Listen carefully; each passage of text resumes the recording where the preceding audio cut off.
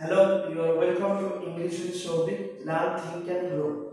আগের দিন আমরা সাবজেক্ট ভাবে এগ্রিমেন্টের পার্ট 1 আমরা কমপ্লিট করেছিলাম, যেখানে আমরা 7খানা কনসেপ্ট শিখেছিলাম। আজকে ক্লাসে আমরা সাবজেক্ট ভাবে এগ্রিমেন্ট পুরোপুরি কমপ্লিট করব। বাকি যে সমস্ত কনসেপ্টগুলো সাবজেক্ট ভাবে এগ্রিমেন্টের আছে সেগুলো পুরোপুরি আজকে কমপ্লিট করব। ওকে,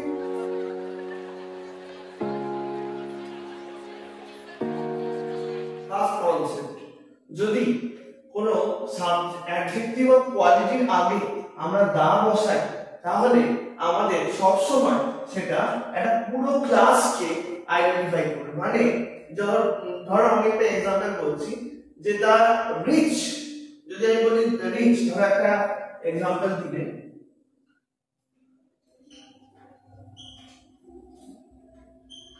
দা রিচ, এই রিচটা হচ্ছে একটা অ্যাডজেক্টিভ অফ কোয়ালিটি। এবার এইটার আগে যদি আমি দা বসাচ্ছি তার মানে হলো যে এই পুরো ধনী সম্প্রদায়টাকে এটা বোঝাচ্ছে। বোঝা গেল বিষয়টা? এইটা যখন আমি একটা অ্যাডজেক্টিভের আগে আমি দা বসাই তার মানে পুরো সম্প্রদায়টাকে সেটা বোঝানো হচ্ছে। আচ্ছা, এটা হলে কি হবে? এটার ভার্বটা সব সময় প্লুরাল হবে। তার মানে কি বললাম? যদি আমি এটা বলি দা রিচ আর the selfish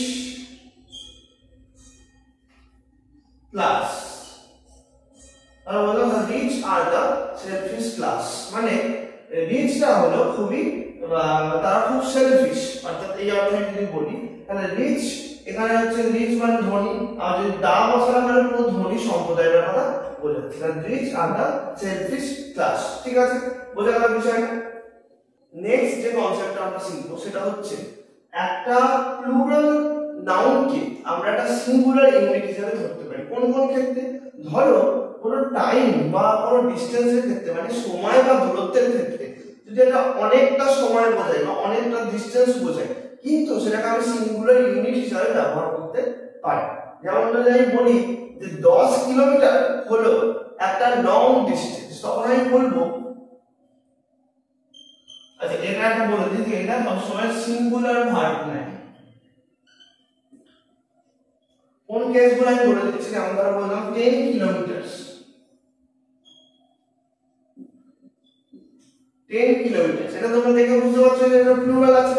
কিন্তু আমি যদি বলি এইটা হলো একটা লং ডিসটেন্স, মানে এই পুরো বিষয়টা হলো একটা লং ডিসটেন্স, তখন আমি আর বসাবো না, তখন আমি বসাবো is a long distance। আমরা কোন কোন ক্ষেত্রে করি? সময় এবং দূরত্বের ক্ষেত্রে। এটা দূরত্বের ক্ষেত্রে বললাম। এবার আমি কখন বলি, ধরো বলছি ধরো 3000 rupees is all I want। দেখো এটা 3000 রুপিসটা প্লুরাল, কিন্তু আমি তার ভার্ব বসালাম সিঙ্গুলার। কারণ এটা কি? এটা একটা বিষয়কেই বোঝাচ্ছে যে 3000 টাকা হলো, মানে এই বিষয়টা, এই টাকাটা হলো যেটা আমি চাই। বোঝা গেল বিষয়টা? কি বললাম? যখন টাইম এবং সময়ের ক্ষেত্রে অনেকটা ইউনিট টাইম বোঝাচ্ছি, কিন্তু সেটাকে সিঙ্গুলার ইউনিট হিসেবে আমি ব্যবহার করতে চাই, তার ভার্বও হবে সিঙ্গুলার। এরপর নেক্সট কনসেপ্ট হলো different tenses in a sentence should be complete in form। মানে হচ্ছে ধরো একটা সেন্টেন্সে দুটো সেন্টেন্সকে আমি একটা বাক্যে and দিয়ে বা বাদ দিয়ে বা যে কোনো কিছু দিয়ে জুড়লাম, ঠিক আছে? কিন্তু তাদের টেন্স গুলো আলাদা হলো, তাহলে যখন আমি জুড়ছি সেই জোড়ার সময় আমাকে খেয়াল রাখতে হবে যে কখনো দুটো টেন্সকে মেলাতে গিয়ে আমি যেন না দেখি যে দুটো টেন্সের একটা পার্টকে আমি কমপ্লিট করলাম আর একটা পার্টকে ইনকমপ্লিট রেখে দিলাম। যেমন ধরো আমি একটা एग्जांपल দিচ্ছি, he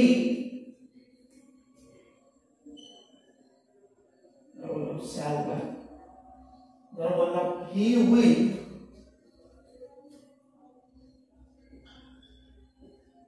never be and never been and opportunist। বলছে he will never be and never been an opportunist। আপাতত দৃষ্টিতে মনে হচ্ছে সেন্টেন্সটা একদম কারেক্ট আছে, ঠিক আছে, কিন্তু তুমি দেখো এখানে একটা টেন্স ব্যবহার করা হচ্ছে ফিউচার টেন্স, আর একটা টেন্স এখানে ব্যবহার করা হচ্ছে এটা হচ্ছে পারফেক্ট টেন্স, প্রেজেন্ট পারফেক্ট। কিন্তু আমি ফিউচারের পার্টটা উইল নেভার বি করলাম, কিন্তু এখানে শুধু নেভার বিন করে ছেড়ে দিলাম। কিন্তু পারফেক্টের ক্ষেত্রে সবসময় আমরা জানি যে হ্যাভ হ্যাজ তারপর বিন হয়, সেই জন্য এইখানে একটা জিনিস মিসিং আছে, সেখানে সেই জন্য যদি হি আছে সেই জন্য has never been an opportunist করতে হবে। এইটা যদি এইটা দিয়ে এরর কারেকশন দেয় এরকম ভাবে দিয়ে দিল, কিন্তু এইটা দিয়ে এখানে মিসিং আছে, সেটাই হচ্ছে এররের বাক্য। তাহলে বোঝা গেল যদি আমি দুটো আলাদা আলাদা টেন্সে জুড়ি তাহলে দুটো টেন্সের কমপ্লিট ফর্মটা আমাদের বাক্যে লিখতে হবে। Clear? Next concept, certain nouns look plural but actually singular. মানে কিছু নাউনকে দেখে আমাদের মনে হতেই পারে যে এটা প্লুরাল নাউন, তাহলে আমরা প্লুরাল ভার্ব ইউজ করতে চাইবো, কিন্তু সেগুলো অ্যাকচুয়ালি সিঙ্গুলার। যেমন ধরো এই বললাম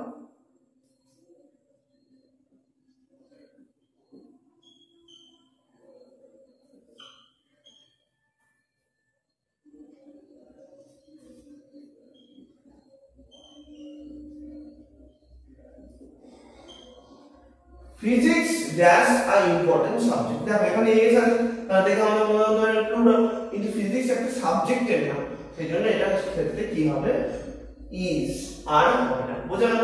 যে আর যদি আমি বলতাম একটা বইয়ের নাম, যেমন ধরো গালিভার্স, তোমরা সবাই শুনেছো গালিভার্স ট্রাভেল, সেই যে ট্রাভেলস আছে তাহলে আমরা ভাবতে পারি প্লুরাল, কিন্তু এখানে আমরা ইজ বসাবো, ইজ অ্যান্ড ইন্টারেস্টিং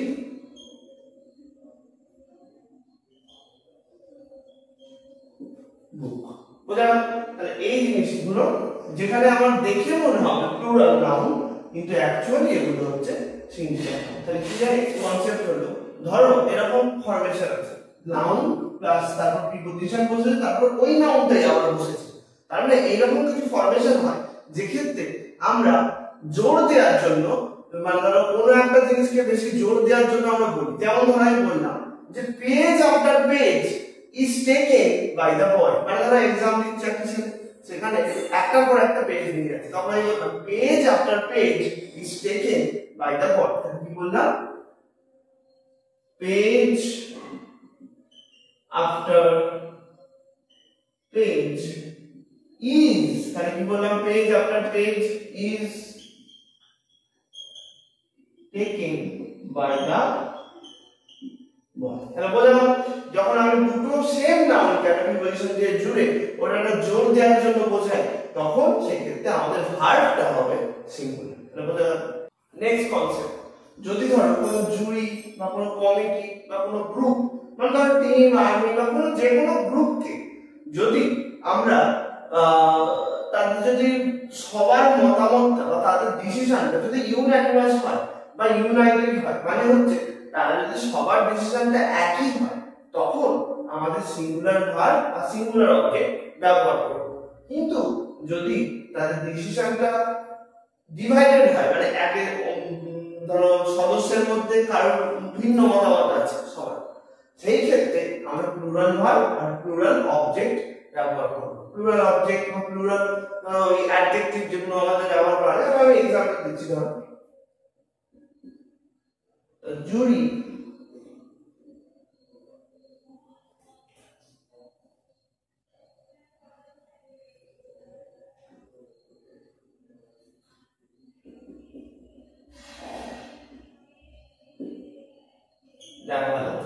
এখানে যেহেতু জুরির ডিসিশনটা ইউনানিমাস বা ইউনাইটেড ছিল, যেহেতু তারা তাদের ডিসিশনটা বিভক্ত ছিল না, সেই জন্য এর সাথে সিঙ্গুলার ভার্ব হচ্ছে।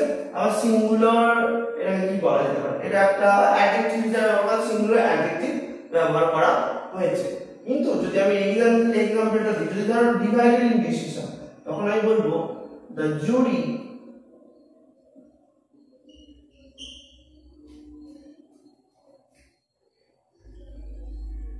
do not pass their order। এইটুকু যদি বলে শেষও করে দিই, তাহলেও আমরা বুঝতে পারবো যে ডু বসাচ্ছি তার মানে এটা সিঙ্গুলার না প্লুরাল, থার্ড পারসন প্লুরাল হিসেবে ধরছি, আর এখানে দেয়ার বসাচ্ছি থার্ড পারসন সরি প্লুরাল হিসেবে ধরছি, কারণ এই জুরির ডিসিশনটা বিভক্ত ছিল, সেই জন্য তারা অর্ডারটা পাস করতে পারলো না। তাহলে সবার মতামতের মিল নেই, সেই জন্য অর্ডারটা পাস করতে পারলো না। তাহলে বোঝা গেল এখানে আমি যদি নাও বলি যে বিভক্ত আছে কি নেই, কিন্তু আমার বাক্য থেকে আমরা বুঝতে পারবো যে তাদের ডিসিশনটা এক না এক নয়। যদি এক ডিসিশন হয় তাহলে তখন সিঙ্গুলার ভার্ব বসবে, সিঙ্গুলার অ্যাডজেক্টিভ, সিঙ্গুলার অবজেক্ট সব সিঙ্গুলার। সেরকম যদি আমার ডিসিশনটা ডিভাইডেড হয় তখন সিঙ্গুলার প্লুরাল ভার্ব বসবে, প্লুরাল অ্যাডজেক্টিভ বসবে, প্লুরাল অবজেক্ট বসবে, সবকিছু। আমরা সাবজেক্ট ভার্ব এগ্রিমেন্ট শেষ করব এই লাস্ট কনসেপ্টটা দিয়ে, কি সেটা হচ্ছে each, every, no, either, neither. এর পরে যদি আমার সিঙ্গুলার সবসময় নাউন বসবে তার সাথে সিঙ্গুলার সবসময় ভার্ব বসবে। তাহলে কি বললাম, যদি each, either, neither, no, every এগুলো থাকে সবসময় সিঙ্গুলার নাউন আর সিঙ্গুলার ভার্ব বসবে। তাহলে যদি আমি বলি every girl and every boy, তাহলে বসাবো সিঙ্গুলার ভার্ব। তাহলে এখানে যখন সিঙ্গুলার বসছে নাউনটা আর তার সাথে ভার্বটাও বসবে সিঙ্গুলার, প্লিজ ইনভাইটেড। এটা বোঝা গেল? সব সময় each, every, neither, neither, no এগুলো যদি থাকে তাহলে সব সময় সিঙ্গুলার নাউন বসবে, সিঙ্গুলার ভার্ব বসবে। তাহলে বোঝা গেল? আজকে আমরা সাবজেক্ট ভার্ব এগ্রিমেন্টটা কমপ্লিট করে দিলাম। এই হলো আজকে সেকেন্ড ক্লাসের পুরো সব কটা মোটামুটি যে কটা কনসেপ্ট হয় সেগুলো আমি করিয়ে দিলাম। এর পরের ক্লাস থেকে আমরা আশা করি যে হয়তো তোমাদের যে গ্রামারের ক্লাসটা চলছে সেখানে আমরা ভয়েস চেঞ্জের ক্লাস শুরু করব, ঠিক আছে? আর যদি ক্লাসটা যদি ভালো লেগে থাকে তাহলে সাবস্ক্রাইব করে দিও চ্যানেলটাকে এবং বেল আইকনটা প্রেস করে দিও যাতে তোমাদের কাছে নতুন নোটিফিকেশন চলে যায় ভিডিও আসার জন্য। Thank you so much for watching.